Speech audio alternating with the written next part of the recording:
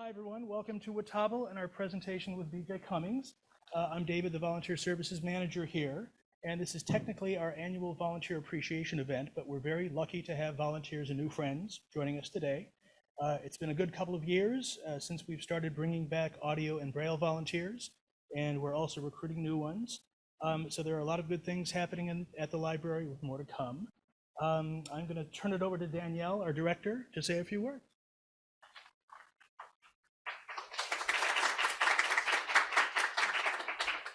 Hi, everyone. As David said, I'm Danielle Miller. I'm the director here at the Talking Book and Braille Library, and we're delighted to have you here. This is such an important event for us, and last year we had our volunteer appreciation event only online, so having people back here in person in the conference room is so nice. It's wonderful to have you here, and we can't do what we do here for our patrons without our volunteers. And having our Braille volunteers and our audiobook production volunteers here is incredible. And having BJ Cummings here is wonderful. And this book is something that was produced here locally by our audiobook production department and our incredible volunteers. And it means so much to our patrons to have access to that. And the books that we produce here are not only available for Washington patrons, they're available to patrons all throughout the country. So that impact is felt far and wide. So the work you do is incredibly meaningful.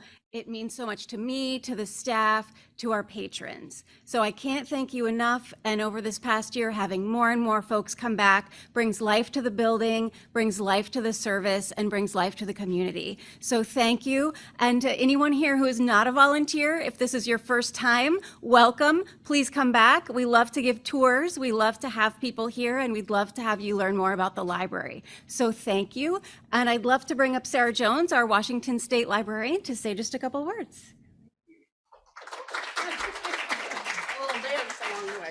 Thank you all. I really appreciate being here. Well, I think the main thing I want to say is thank you. I've been in libraries. I actually was in a meeting last night and calculating, and more decades than I want to say. But in all of that time, the backbone of libraries are volunteers.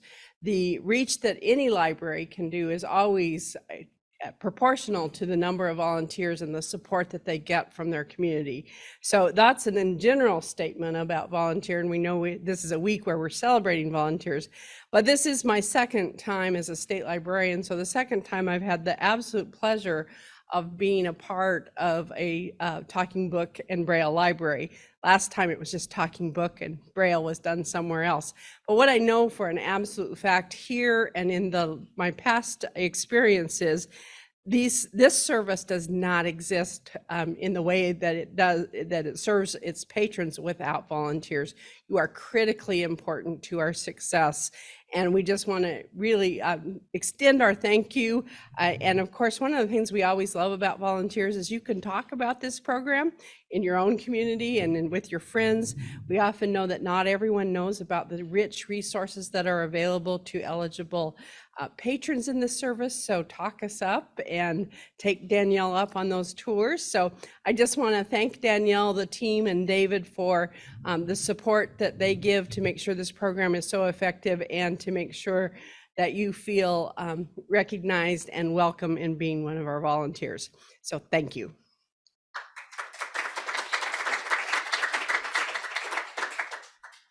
Thanks, Danielle and Sarah. And before we start, I want to give a shout out to Riley, Nathan, and John for being our multimedia people today. So let's give them a hand. And thank you to Steve, Alicia, Nathan, and Deborah for helping set up for today. And thank you to Izzy for all the great posters that you've been seeing, on social media and all that good stuff. And we have BJ's book for sale at the table there with Christina. So you'll get a taste today and then take a copy home, right? And a signed copy at that. And we also have Roz Wilkes here in the audience with her husband, Peter, who recorded the book. You want to stand up? Yay! So that is available in our catalog to be sent by mail and for download. So that's a really nice way to spread the book to our audience.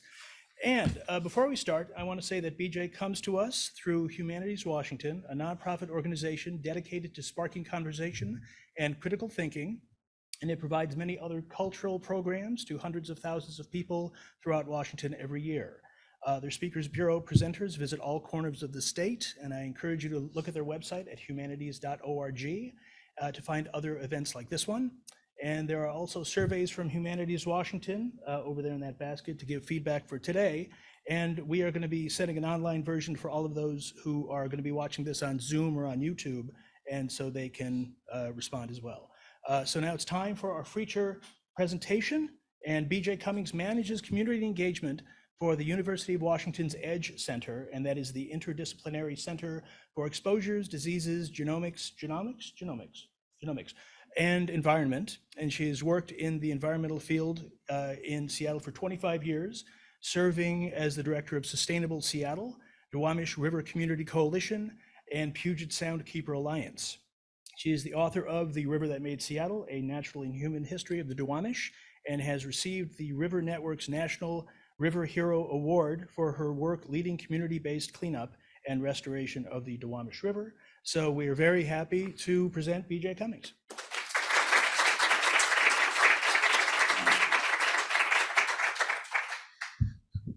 Thank you, David, and everybody. I don't know if we want to adjust the lights now. You can wait if you want.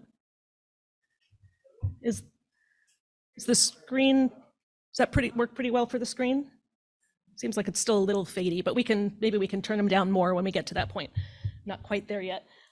So thank you all for welcoming me here today. And I also want to extend my gratitude and acknowledgements to the Duwamish tribe for hosting all of us here in the greater Seattle area on their traditional indigenous lands. And I'm here with you because after about 25 years now of working on the Duwamish River and with a wide variety of its people, native, immigrant, industrialist, recreational, and other river-dependent communities, I'm a bit of a river junkie, right? So the Duwamish River has really worked its way very deep into my heart. And I'm guessing that for some of you, a river, bay, creek, other water body near where you live now, or maybe near where you grew up, may also be like that for you. So that's really where I'd like to start, understanding a little bit about you all and your relationship with your home waters. So I'd love it if a few of you could volunteer to kick us off with the name of the water body that you most associate with, and just a single word that for you captures how it makes you feel or why it matters. Does anybody want to volunteer to start us? What's your water body? Yes, please. Puget Sound, alive. That's wonderful. Thank you. What other water bodies do we have in the room? Columbia River, historic. Columbia River, historic. Yes, thank you, sir. Waterfront. Seattle waterfront. Yes. What does it mean to you? It's life. Life, yeah, love it. Thank you. Yes, sir. Connecticut River. Home. Connecticut River, home. You know what? Almost always I hear home at least once. My very first work on rivers was actually on the Connecticut River, so it has a special place for me too. Does anybody else want to share? Salish Sea. Home also, yeah. For many of us, our water body is so much of what we associate with being home. What I've also really learned in the couple of years now that I've been talking about this book is that for many of us in the Seattle area, we've really come to understand our treatment of our local waters as a reflection of ourselves. And for most of us, that means our treatment of the Duwamish River and its tributaries, both past and present. One of the most profound responses that I've ever gotten to the question of why the Duwamish River matters was from Duwamish tribal member by the name of James Rasmussen, who is a central figure in this book. And he answered that by saying, that's like asking me why my grandmother matters. Our family, we know shapes us, and our places mold us, and our waterways really do tell us something about who we are. the Duwamish River is a living reflection of Seattle's history. It's really central to the character of our city, and it tells us a lot about who we are and who we've been. Oh, excuse me. I tore my glute last week. I'm supposed to keep that handy. Yeah, so, and after spending 2 decades getting to know the Duwamish River and the resiliency of both its ecosystems and of its people, I think that the story of the Duwamish River can also tell us not just who we are and who we've been, but it can also tell us a lot about who we can be. So I'm going to start with an excerpt from the book, a reading about a particular place on the Duwamish River, the Port of Seattle Park that used to be known as Terminal 107, which tells you something about people's perception of it. And it's recently been renamed Ha'apus Park and Natural Area for the indigenous Lushootseed name for a creek that ran through it.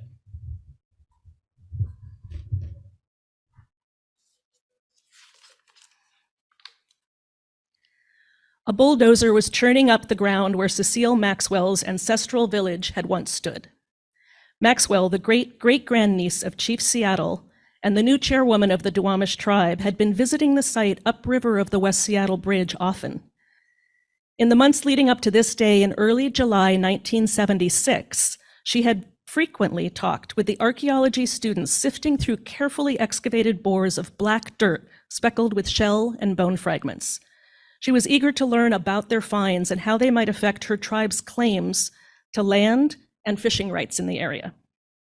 No students were working. Their project had been wrapped up, the grids and tools they'd been using in their research removed. The site had been quiet for several weeks, but today a bulldozer was working the area where the students had meticulously documented fragments of bone, stone tools, and seashell deposits. Alarmed, Maxwell hurried back to her office and dialed the number for the Army Corps of Engineers. The previous fall, the Army Corps had sent Maxwell a letter notifying her that they'd found evidence of a tribal settlement on land owned by the Port of Seattle. The Corps' district archaeologist, David Munsell, had been reviewing an application from the port to fill a river bend that was left behind when the Duwamish Waterway was constructed more than half a century earlier. The remnant branched sharply off the deep, straight shipping channel and looped west before arcing back to rejoin the constructed waterway half a mile downriver, or a full mile following along the meander formed by the natural river bend.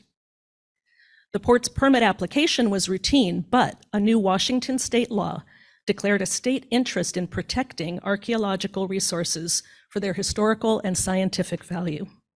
The Corps of Engineers had never examined any Duwamish River sites for their archaeological value before, but the port's Terminal 107 property, which sat along the remnant stretch of river, was right across the channel from Munsell's office. He could see it from the window of the Army Corps building. So with the application in hand, he drove across the West Seattle Bridge to take a look. Munsell passed the Seaboard Lumber Mill before turning into a small lot at Terminal 107. He parked his car and walked to a cluster of houses in the process of being demolished. To prepare for developing the property, the port was evicting the occupants of an entire neighborhood of modest homes that stretched along the river bend. Some of the houses had already been removed, their shallow foundation pits exposed. Peering down at the exposed layers of earth in one of the pits, Munsell immediately knew that he would not be approving the port's application.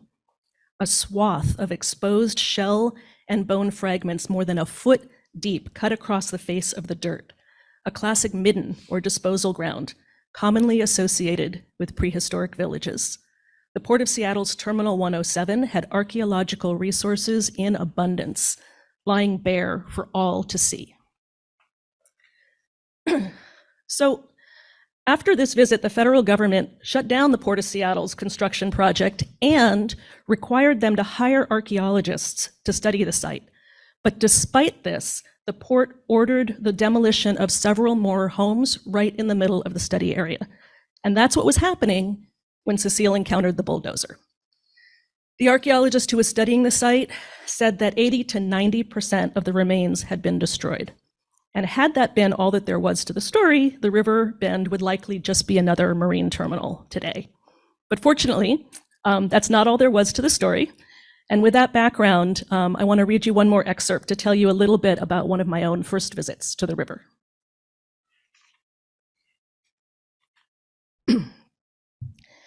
I first saw the river bend where it passed the historic village of Uliquat from a kayak in the spring of 1994. My center of gravity below the waterline as I cut through the narrow channel. A concave wall of ash-fine sand rose from the water on my left, binding together a layer of ancient clamshells still visible in the eroded bank. Belted kingfishers trilled as they skipped from tree to tree ahead of my boat, and a great blue heron skimmed low, flushed from the reeds on my right.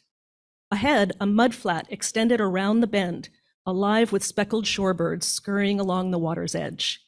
I felt I had passed into another time, one before barges and smokestacks and sewer grates.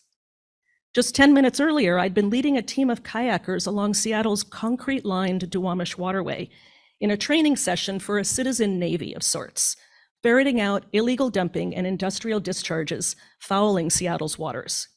Airplanes and cranes cast shadows over the water, and the din of engines and machines drowned out our shouted attempts at conversation.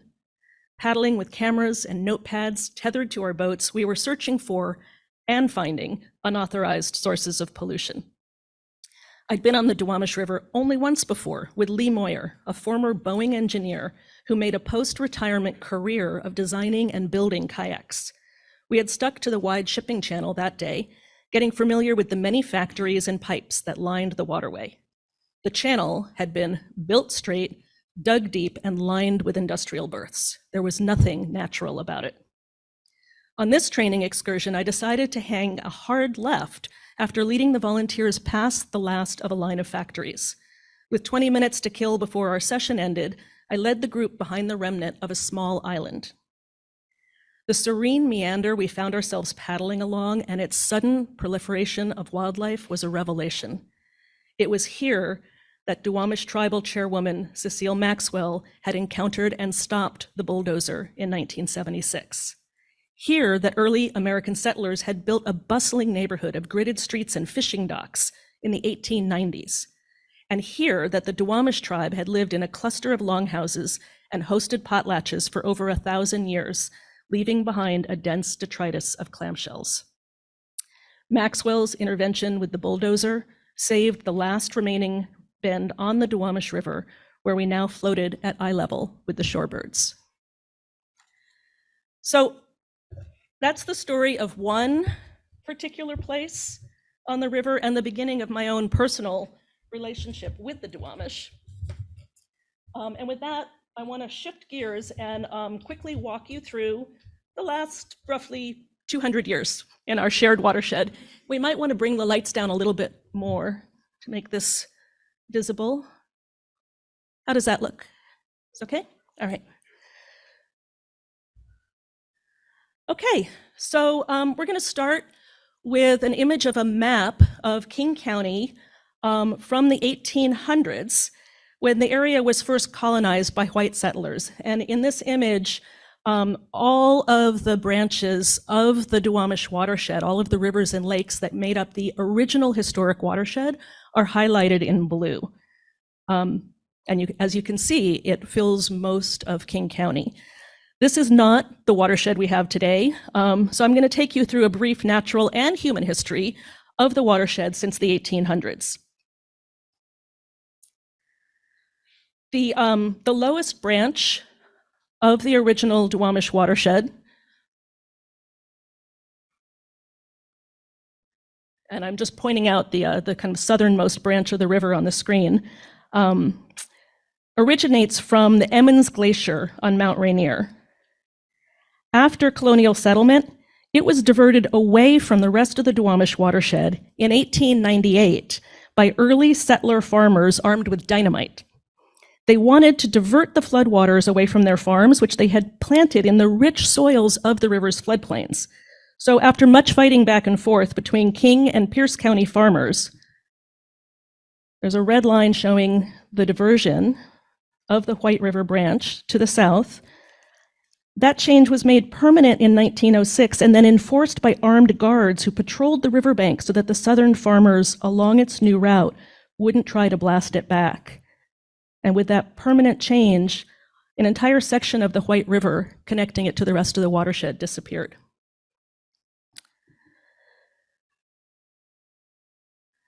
And that left the farmers in what is now the dry town of Auburn in the future to battle a new foe, which was the urbanization and industrialization that is now made possible by the flat, dry land reclaimed from the river. But that's not the only change that happened. A second change was made just a few years later when the Cedar River was diverted into Lake Washington. A very small red line showing on the map to show that diversion. Now, Lake Washington, along with the rest of the rivers, Lake Washington drained south and connected into the rest of the Duwamish River watershed. So that little diversion really just took the floodwaters around the growing city of Renton. But then just a few short years later, a second canal was cut from Lake Washington through to Lake Union in Seattle, and then a small creek was widened from Lake Union out into Puget Sound. That change caused the level of Lake Washington to drop by more than 7 feet, which brought the lake level below its outlet to the Black River. And the Black River section of the original Duwamish watershed also dried up completely. Today, the only river still feeding into the Duwamish is the Green. And on screen now is an image of what the watershed looks like today, with about 75% of its geographic area and water gone. At the same time, there were similar changes being made elsewhere. Along with the displacement of the watershed's water itself, these changes combined with a lot of the colonial policies in place at the time and displaced many thousands of indigenous people who relied on these waterways and the food and the resources that they provided.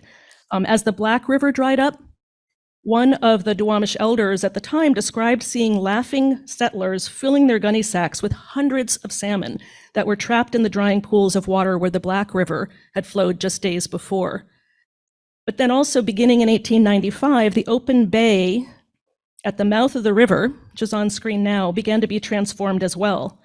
In the early years of building out industrial corridors and rail lines, colonizers began to use the tidal mudflats to suspend elevated transportation corridors and factory islands, which you can see in this image. And at the time, many of the industrial boosters considered the tide flats that they were building these on to be worthless or even pestilent. One of those industrial boosters, a man named Eugene Semple, created what is now Harbor Island and its flanking waterways.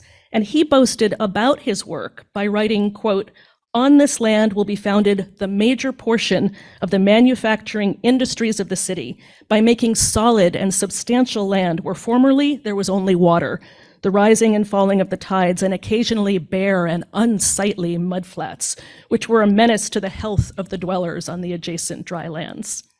So that was their attitude about the intertidal estuary at the time and the mudflats that were there. Semple definitely delivered on his promise. On screen now is an image of today's SoDo, Harbor Island, and West Seattle marine terminals that are a testament to his vision. It's the same place today. Finally, from the original meandering course of the Duwamish River below its junction with the Black River, which you can see in the map here, the tide flats work was followed by a plan to straighten the lower Duwamish River itself and fill in its old meanders in order to expand industry into the south of Seattle. It's the only relatively flat land that we had. Right at the mouth, where the Duwamish River entered those mudflats in Elliott Bay, is where that historic village of Uliquat stood. And it's shown by the star on the screen here. I want you to watch that star as we continue on. Today, the original 12 miles of the lower Duwamish watershed has been channelized to a short 5-mile shipping canal. For a very brief period, the straightened waterway and the original river meanders coexisted. And there's a red star again at Uliquat, which you can now see is surrounded by dry land. Once at the mouth of the river delta, the river bend is now a mile upriver of the constructed end of the shipping canal and its surrounding built-up industrial lands. Uliquat again.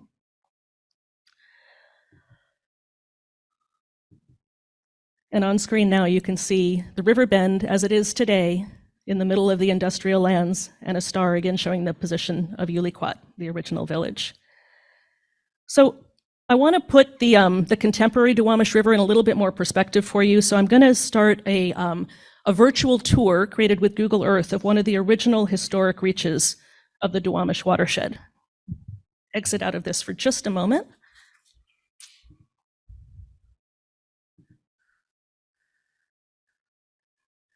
Okay, so we're going to begin this tour at the origins of the White River on Mount Rainier. And we're running a Google Earth video now. The farthest reaching branch of the historic Duwamish River watershed originates from the ice caves at the base of Mount Rainier's Emmons Glacier, which is the United States' largest glacier at an elevation of about 5,000 feet. Excuse me?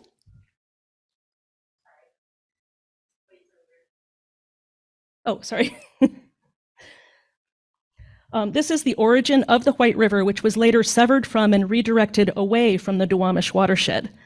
The White River flows from ice caves buried under the rock debris from a 1963 avalanche that now covers the lower portion of the glacier, and it then cascades down Mount Rainier to the junction with the Greenwater River in the small town called Greenwater. The Greenwater River itself originates at Natchez Pass, where the colonists' first wagon trains crossed the Cascade Range. The river then continues to flow west past Muckleshoot Prairie to the current city of Auburn, which is where it was diverted south away from the farmland that once lined the river's floodplains by those early settler farmers we mentioned, armed with dynamite, who blasted a new path for the river. It now flows down the narrow Stuck Valley to the Puyallup River and into Puget Sound at Commencement Bay, 10 miles away. But following the White River's original path through the now dry city of Auburn, we come to its historic junction with the Green River, which once flowed into the White here as one of several river branches comprising the original watershed. Today, the Green River is the only surviving branch feeding the Duwamish. On its course north towards Seattle, the river passes through an original settlement called White River, now Kent, on its way to its historic confluence with another lost branch of the watershed. The Black River was diverted in the early 1900s when the ship canal was cut into Lake Washington and used to drain the Duwamish River, through the Black. Lake Washington now flows through the new ship canal into Puget Sound 15 miles north, causing the Black River to dry up completely. The only water that enters the Duwamish here today comes from a few remaining wetlands and the occasional overflow from the Renton sewage treatment plant. Below this point, the river is called Duwamish. 5 miles on, we meet the beginning of a constructed canal that replaced the river's original meanders. Built to accommodate industrial expansion and completed in 1920, the canal runs past the historic neighborhood of South Park and is lined with industry.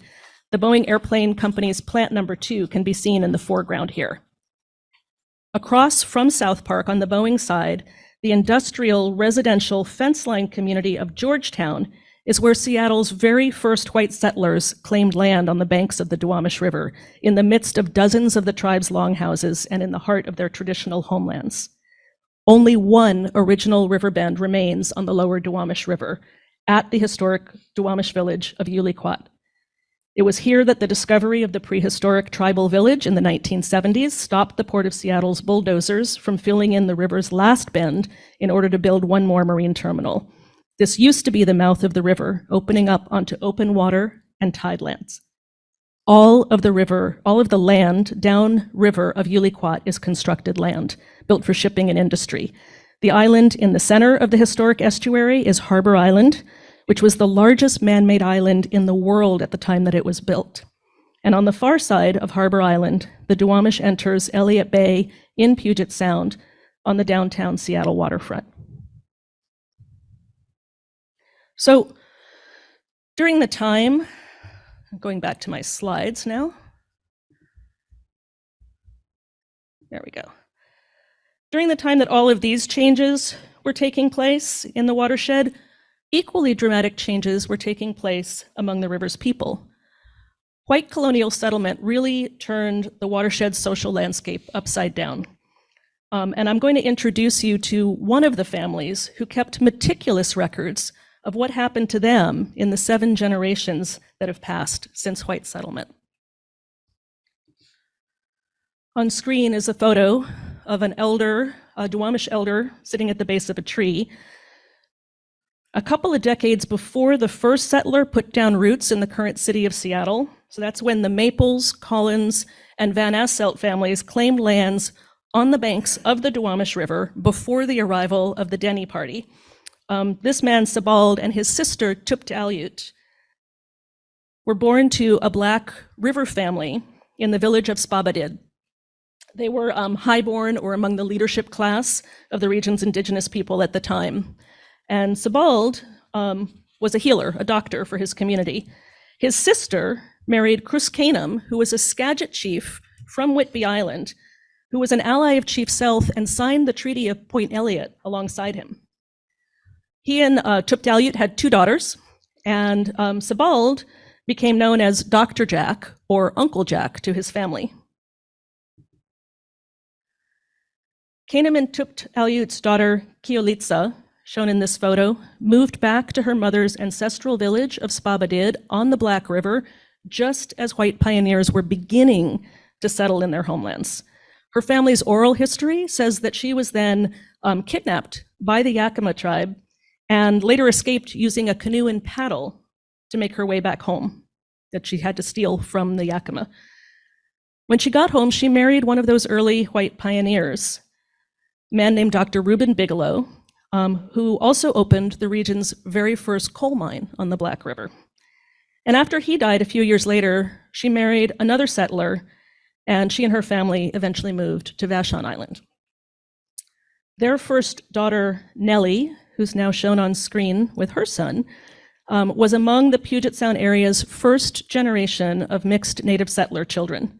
As a teenager, she returned from Vashon to the Seattle area and wound up working in the home of Judge Thomas Burke, an attorney and a railroad booster whose name is probably familiar. It's memorialized in the Burke Building downtown, the Burke Museum on the UW campus, the Burke-Gilman Trail, which follows the course of the railroad that he helped build.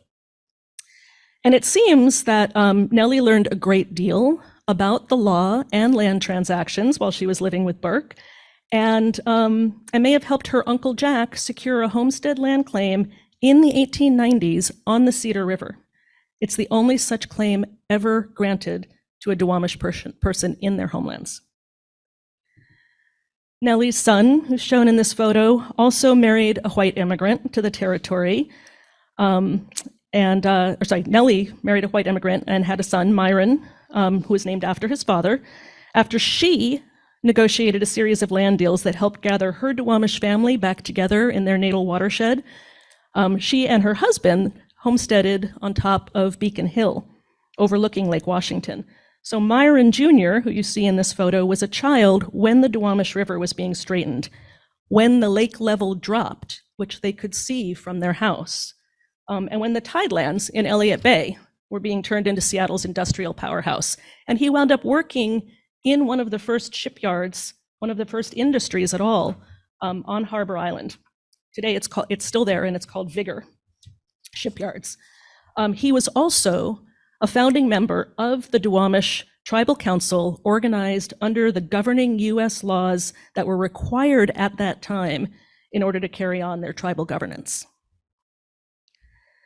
By the time Myron Jr.'s daughter, Anne, was born, shown in this photo and also on the book jacket you may recognize, the Duwamish watershed's transformation was complete by the time she was born, and the population of Seattle had exploded and diversified.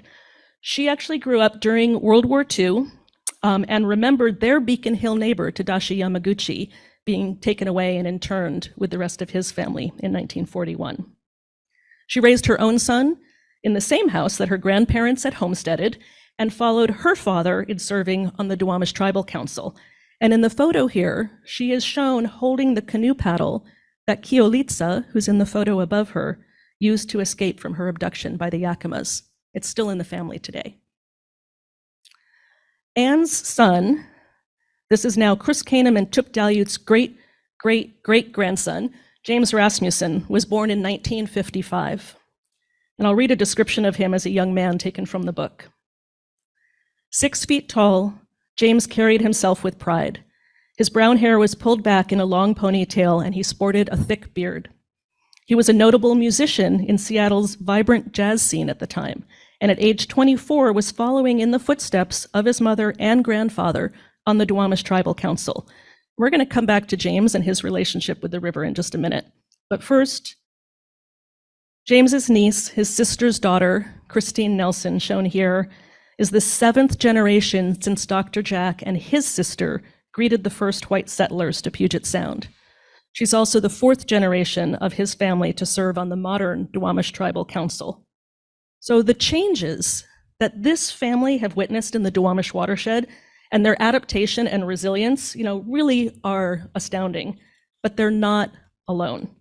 Other descendants of Chris Kanem, descendants of Chief South, and many others are still with us, as are the descendants of many of those first settler families. And despite all of the disruption, displacement, and disenfranchisement of the watershed's indigenous peoples, many of them are still here and are actively influencing the future of Seattle to this day. This is certainly true of James Rasmussen, now in living color in this photo.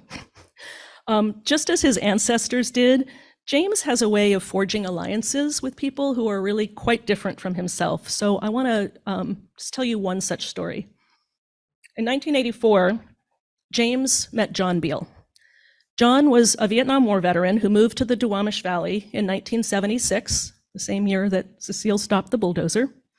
He suffered from PTSD from the Vietnam War, and at age 29, he had 3 heart attacks and was diagnosed as terminal, with maybe 6 months to live. His doctors recommended that he find a hobby he enjoyed, and to make peace with his fate.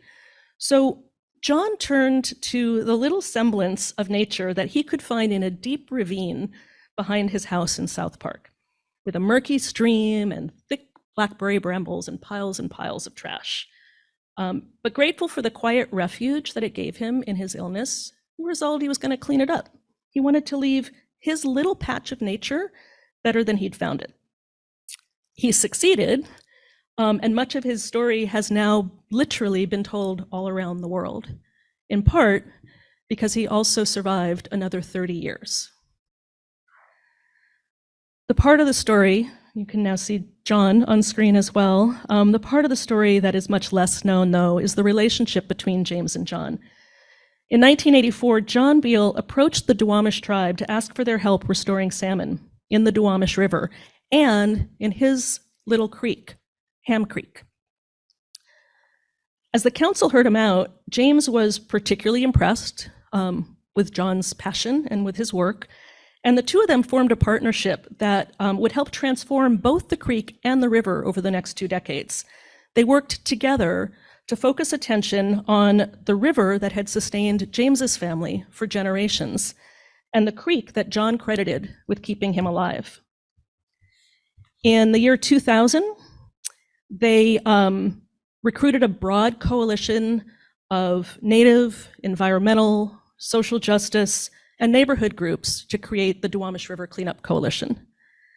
By the time EPA listed the river for Superfund cleanup in 2001, James and John were ready and poised to lead the charge for a river revival that would protect the health of all of the river's Native and immigrant constituents.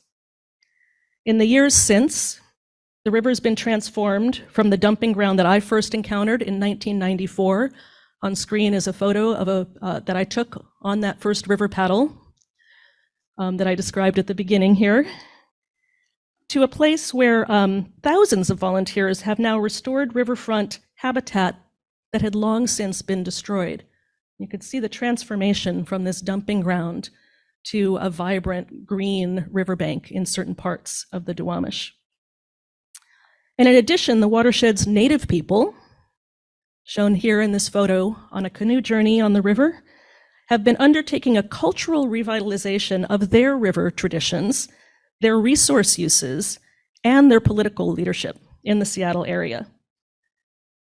And over the years, they've been joined in their efforts by new waves of immigrants, fishing families, longshoremen, recreational river users, I think you can see in this montage of photos, as well as by countless numbers of residents living in the river's historic waterfront neighborhoods of South Park and Georgetown. Many of these new immigrants and neighbors are now taking up the mantle of leadership for the river cleanup themselves. Paulina Lopez, pictured here with her family, is a human rights law expert originally from Ecuador who chose to live in South Park because of its proximity to the river. It felt like home to her. She is now the director of the Duwamish River Community Coalition and says that her focus is centered on the next generation. The wealth of the city of Seattle was built on the back of the Duwamish River, she said recently. Sometimes I feel like we're being crushed, but then I wake up in the morning and I see our youth, how much potential they have. This photo is the youth corps that the Duwamish River Community Coalition now runs. When she sees that, she says, I feel like we're building a movement. And with that, I'd like to just open this up for a discussion and any questions that you might have. Thank you very much.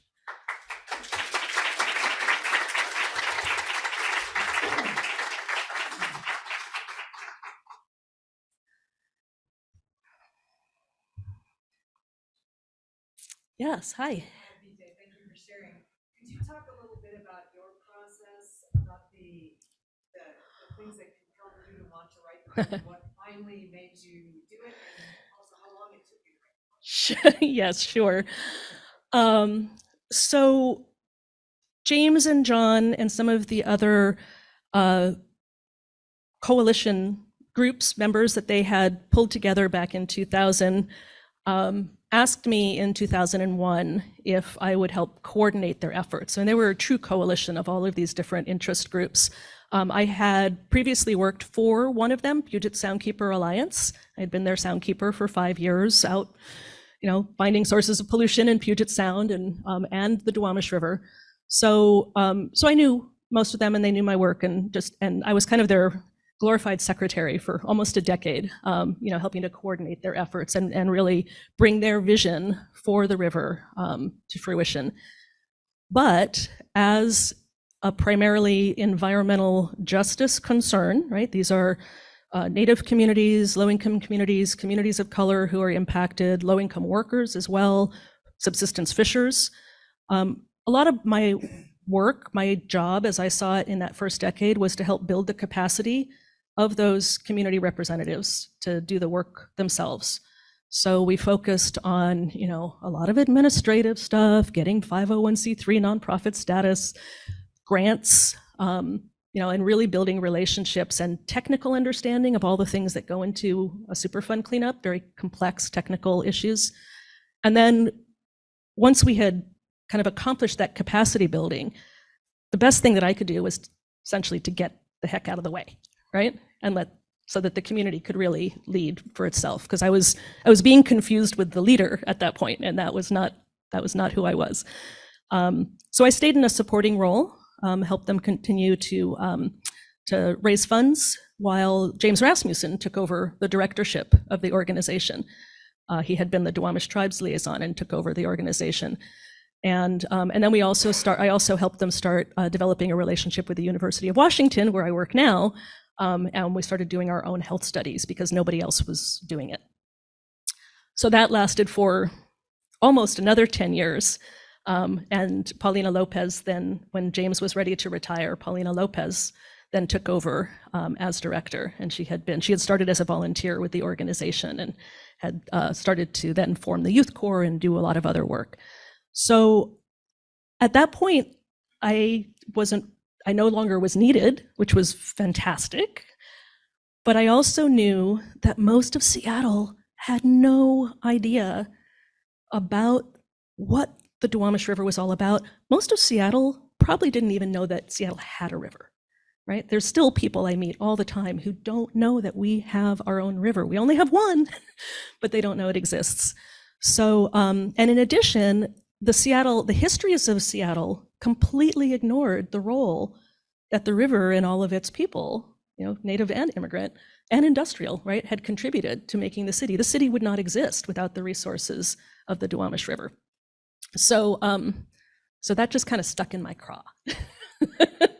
And I had started to think about, how to really tell that history.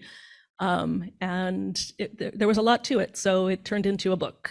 And that, I just needed to get that out before I could figure out what was next for me and to move on.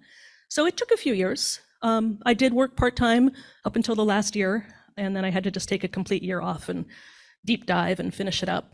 And just as I was finishing it, the University of Washington Environmental Health Research Center that we had earlier partnered with offered me a job as their community engagement manager to help their researchers better understand the environmental health research needs of the community and to partner equitably with community in this academic community partnership for doing additional research, which is what we're doing today.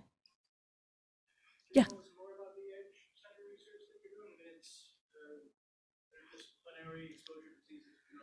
Sure. Yeah. Yeah, ignore all the words. So the question is, what is the University of Washington Edge Center? So ignore the words and just know that we are an environmental health research center. We are funded by the National Institute of Environmental Health Sciences, part of the National Institutes of Health. And we have a very broad scope. Our affiliated researchers are epidemiologists and toxicologists and exposure scientists and, kind of all across the spectrum.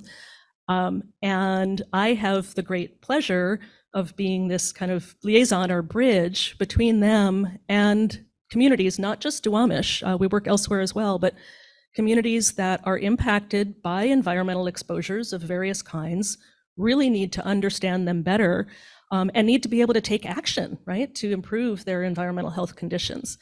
So we do a lot of what's called community engaged research. And I'm really pleased that just this year alone, I've only been there for 3 years now, but just this year alone, we're helping with research on climate change preparedness and resilience in the Duwamish Valley. We're helping set up a climate resilience curriculum for the Youth Corps that Duwamish River Community Coalition has built over the years. And the newest one, which we're just beginning, is air quality in the Duwamish Valley is one of the biggest concerns of the community. And one of the outcomes of that is we see the highest childhood asthma rates in the Duwamish Valley as anywhere else in King County or Seattle. And we're just starting a direct asthma intervention and air quality monitoring program also funded independently by NIEHS. So we're kind of able to go straight to the nub of the problem and hopefully over the next 5 years be able to do direct interventions in all of the households in South Park and Georgetown that have children with asthma and hopefully see better outcomes. So, John. Are the languages of the native tribes still spoken? Yes, in this region, it's primarily Lushootseed.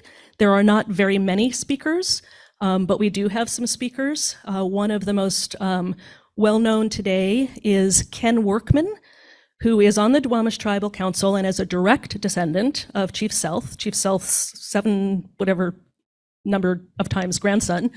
And he has become a very outspoken advocate, not just for the tribe, but also for the river cleanup, and served on the board of directors of the Duwamish River Cleanup Coalition for many years. And we've had others that have taught Lushootseed, even at the University of Washington up until recent years, but the elders are passing, and Ken Workman himself is an elder now. So there's certainly an effort, and maybe others in the room know more about this, but there is an effort to continue to teach and to teach the young people in the tribe. So the tribe itself has their own youth group, and one of the things that they do is learn traditional, all kinds of traditional practices, dance, crafts, and language. Yeah.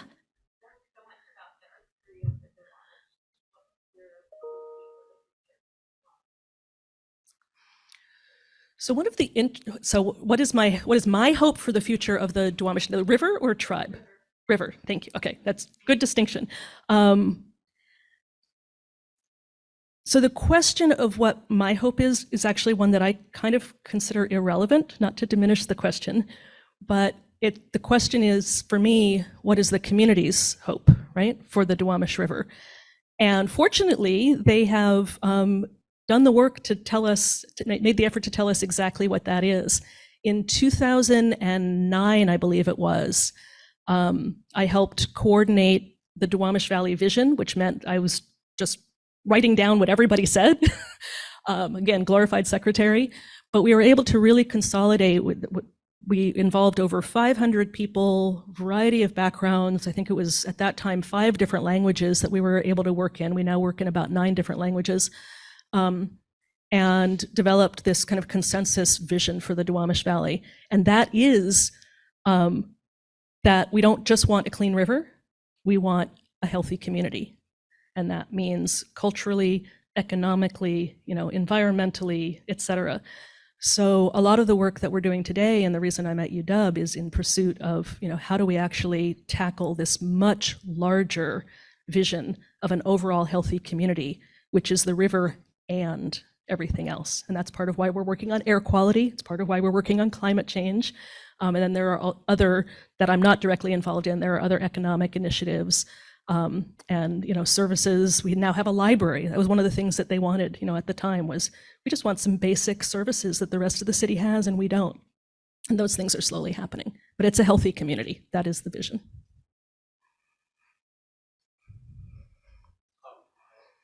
Last week on the Seattle channel, I saw an episode of Six about a 5-minute sequence about the Duwamish.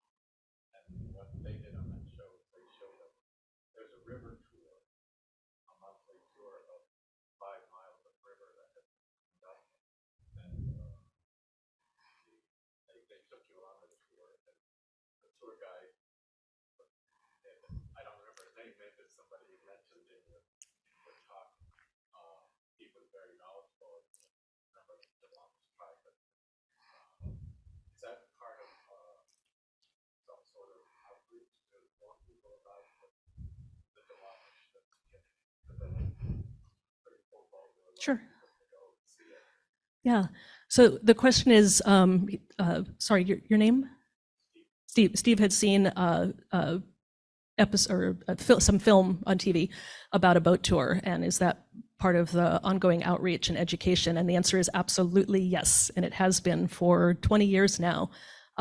We really want people to meet their river, right? We want them to know it's there, and we want them to meet it, because you're not going to work to protect or recover something that you don't know.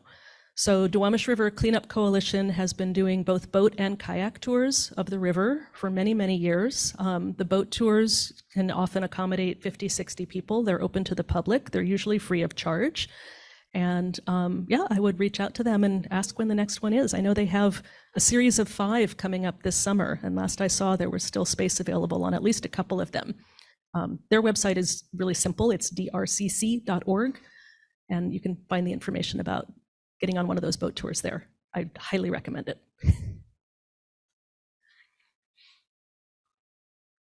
Okay.